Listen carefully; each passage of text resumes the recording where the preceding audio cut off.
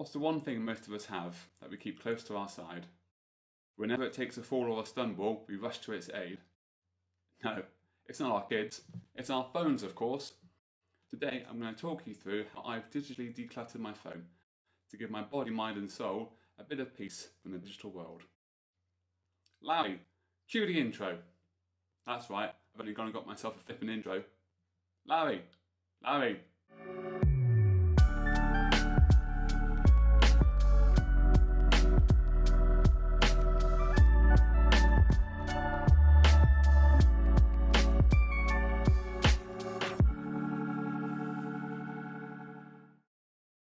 I found that in the past, like many, I've been glued to my phone, waiting for it to ping or make a phone fart. It's very hard to break this curse. Billions of pounds are spent every year by phone companies trying to encourage you to pick up your phones or devices more. You're even doing it now, but I'm actually glad about that. Something about irony, I think. I'm going to go through a few steps I've taken to help silence that metal attention seeker, to make me more focused at work and more attentive at home.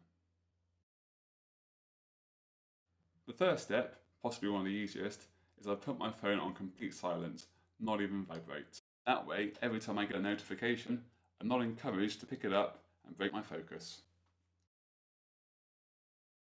Step 2. When in the office or at home, I turn my phone so it's face down. Again, this helps to minimise distractions from your phone lighting up.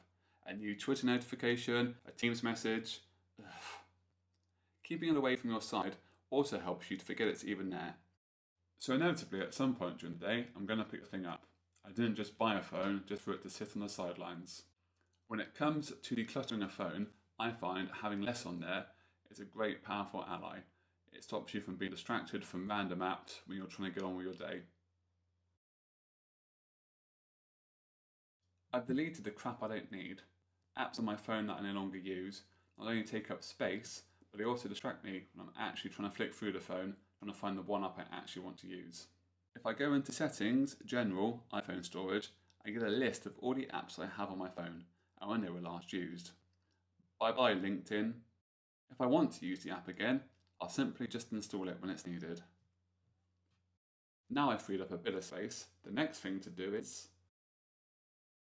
Let's dive into my phone and take a look. So, the first screen is set up so it utilises my most common apps and is displayed within a mixture of folders and apps. Some people delete their social media apps to help stop unwanted distractions. I personally don't feel I have this as a problem, so I have a folder for all of those bits and bobs. I have a folder for all of my banking apps and financial tools. Excel is linked to my budget spreadsheet I spoke about a few videos ago. I use Microsoft To Do to organise my shopping lists, tasks at work, and also tasks at home. I work in IT support, so having the Teams app and access to Outlook is useful. So that work isn't a constant reminder.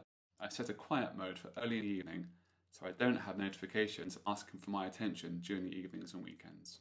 I found with the newer version of the Apple OS, it's a pain to see the battery percentage, so I've whacked this honking big widget on my main screen.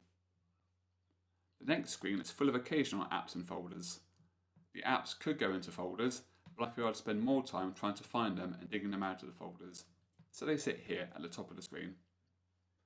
I'm sure everyone has one of these on their device, an Apple MISC stuff folder, full of the default apps that come with the phone. I have 800 parking meter apps. Perhaps I'm not alone with this.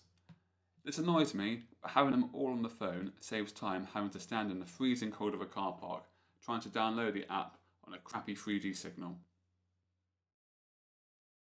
Let's be honest, Siri is a bit of a dick. Siri, how do you explain our relationship? Since we're friends, I get to call you a melt. You're a melt. Siri has this default setting which shows you in the search function all the apps that you might have previously used or the apps that Siri recommends you can use. There's a simple way to stop this. If you go into Settings, Siri and Search, you can turn all of these options off. That way, Siri can stop bombarding you with silly suggestions and potential risks of distraction. All these changes have been made so I use my device with intention and don't get distracted or sucked into it when I'm trying to get on with my day. Thank you all for listening. I'd like to hear in the comments below for any kind of techniques you've had to decluttering your phone. Thanks for listening, and I'll see you all next time. Until we speak again. Robot idiot.